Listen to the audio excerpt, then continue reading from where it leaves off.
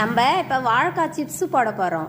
இது மாதிரி வாழைக்காவை நம்ம எடுத்து வச்சுட்டு இதை நம்ம தோல் நீக்கி பஜ்ஜி கட்டையில் செத்தி வச்சுக்க போகிறோம். இது மாதிரி நம்ம பஜ்ஜி கட்டையில் செத்தி வச்சுக்கணும். அடுத்தது நம்ம அடுப்பில் எண்ணெய் ஊற்றி காஞ்சதுக்கப்புறம் இதை போட்டு எடுக்கணும்.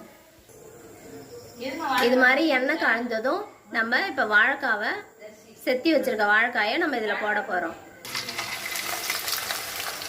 இது மாதிரி போட்டு நல்லா இது கொஞ்சம் வேக டைம் ஆகும் நல்லா. ஆனால் சிப்ஸு போட்டோம்னா சூப்பராக இருக்கும். நீங்கள் சாப்பிட்டு பாருங்கள்.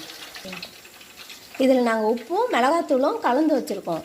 இந்த சிப்ஸில் போட்டு சாப்பிட்டோம்னா டேஸ்ட்டாக இருக்கும். நீங்கள் சாப்பிட்டு பாருங்கள் ஃப்ரெண்ட்ஸ். இது மாதிரி நல்லா கலந்து விட்டு நம்ம அதை சாப்பிட்ணும். நம்ம இப்போ வாழைக்காய் சிப்ஸு போட போகிறோம்.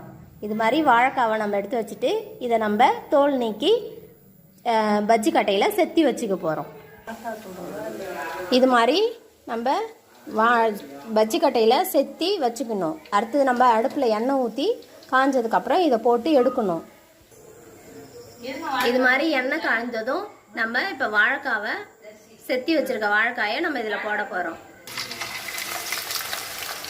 இது மாதிரி போட்டு நல்லா இது கொஞ்சம் வேக டைம் ஆகும் நல்லா. ஆனால் சிப்ஸு போட்டோம்னா சூப்பராக இருக்கும். நீங்கள் சாப்பிட்டு பாருங்கள்.